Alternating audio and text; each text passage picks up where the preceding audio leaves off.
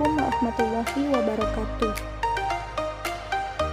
Nama saya Julia Esa Pratiwi, NIM 20111258 dari Prodi Pendidikan Agama Islam, STAI ANA2 Kuala Tungkal. Baiklah, kali ini saya akan membahas materi Kapita Selekta Pendidikan Islam yang diampu oleh Bapak M. Hadri Hasan SPD MPD tentang profesionalisme guru dalam perspektif Islam. Sebelum mengetahui lebih lanjut mengenai materi profesionalisme guru dalam perspektif Islam, sebaiknya kita harus mencari tahu lebih dulu definisi guru itu sebenarnya apa sih? Guru adalah orang yang memberikan ilmu pengetahuan kepada peserta didik, baik di lembaga formal maupun di luar lembaga formal. Guru ini merupakan salah satu komponen pendidikan yang paling strategis. Andai kata tidak ada kurikulum secara tertulis serta tidak ada ruang kelas dan sarana-prasarana lainnya, tetapi masih ada guru, maka kegiatan pendidikannya pasti masih dapat berjalan. Nah, begitu juga sebaliknya, jika tidak ada guru, namun kurikulum, ruang kelas, serta sarana-prasarana lainnya itu ada, pasti kegiatan pendidikan itu tidak akan dapat berjalan. Di masa lalu, ketika ilmu pengetahuan dan teknologi ini belum berkembang, sumber pembelajaran masih terbatas, dan kekuasaan kaum agama serta ilmuwan itu masih sangat dominan, peran dan fungsi guru ini sangat dihormati.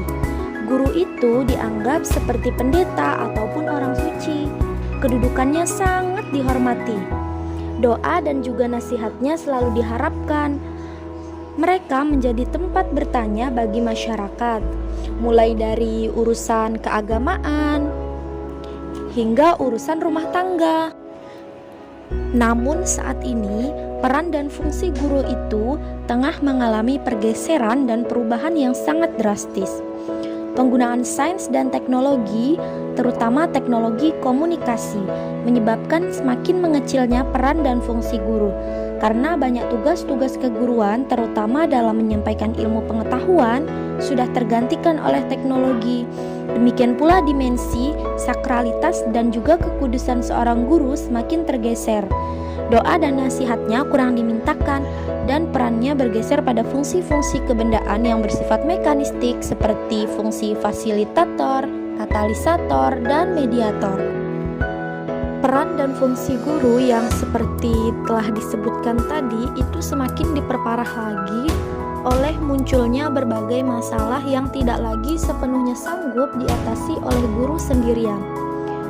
Meningkatnya jumlah orang yang mengalami gangguan jiwa, stres, bunuh diri, temperamental, mengamuk, menyerang, menyakiti orang lain, mencuri, merampok, pelecehan seksual, menggugurkan kandungan, dan mengkonsumsi narkoba yang sebagian dilakukan oleh para pelajar, menyebabkan peran dan fungsi gurunya semakin tidak berdaya.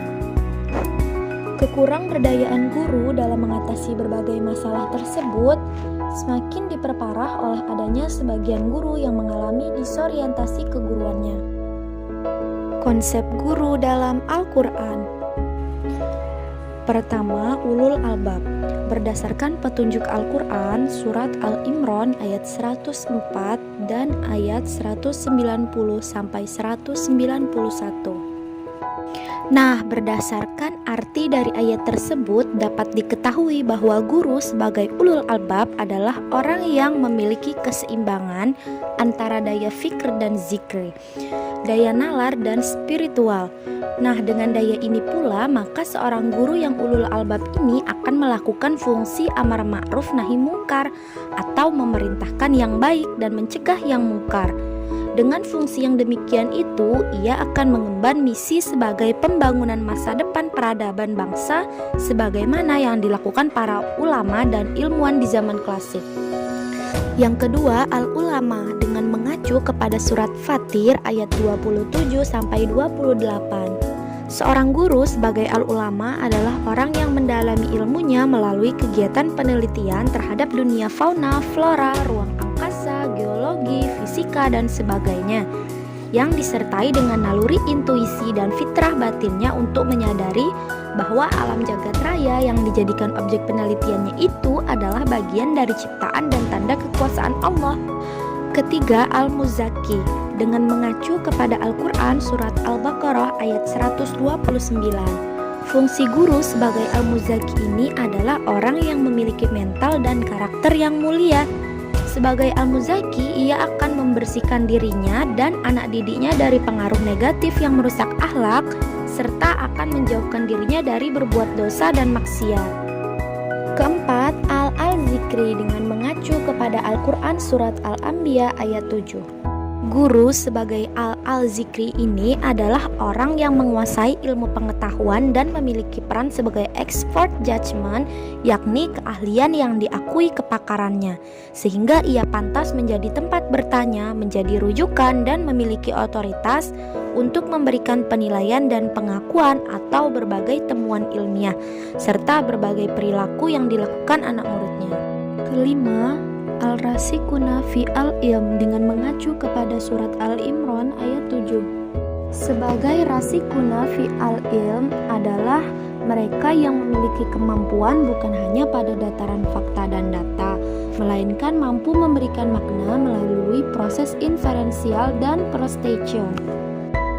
Selanjutnya, saya akan memberikan contoh nyata tentang bagaimana cara menjadi guru yang profesional. Guru yang profesional, ia harus bisa bersikap adil. Nah, seorang guru ini dia harus bisa menjadi pendidik yang objektif, bukan subjektif.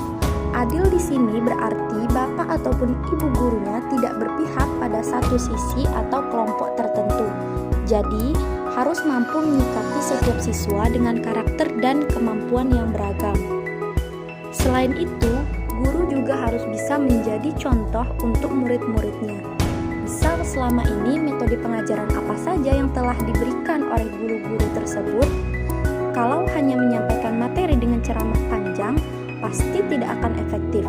Pernah dengar atau tidak, masuk telinga kiri, keluar telinga kanan.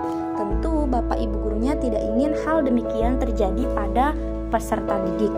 Sebagai contoh yang sederhananya, misal ada sampah yang tidak pada tempatnya di dalam kelas, daripada hanya menegur, jangan buang sampah sembarangan ya anak-anak.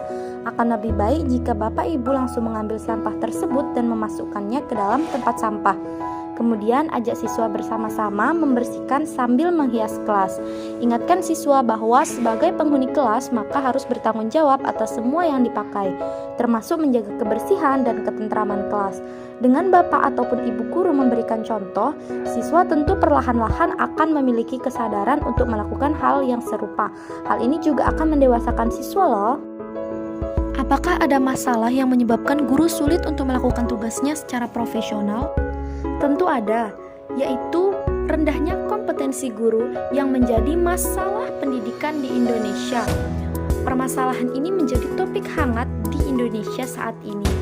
Permasalahan ini pun ditangkap oleh Hesti Sulastri, seorang konsultan relawan Sekolah Literasi Indonesia atau kawan SLI yang bertugas di Cianjur, Jawa Barat. Di sana, Hesti menjadi ujung tombak pelaksanaan program Sekolah Literasi Indonesia yang digagas oleh Dompet Duafa Pendidikan. Setiap harinya, Hesti mendampingi dan memberikan konsultasi kepada kepala sekolah juga para guru untuk menerapkan pembelajaran berbasis literasi.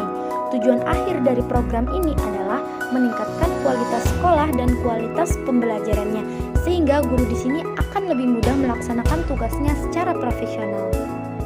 Itulah tadi pembahasan dari saya tentang profesionalisme guru dalam perspektif Islam. Semoga bermanfaat dan dapat diambil hikmahnya. Wassalamualaikum warahmatullahi wabarakatuh.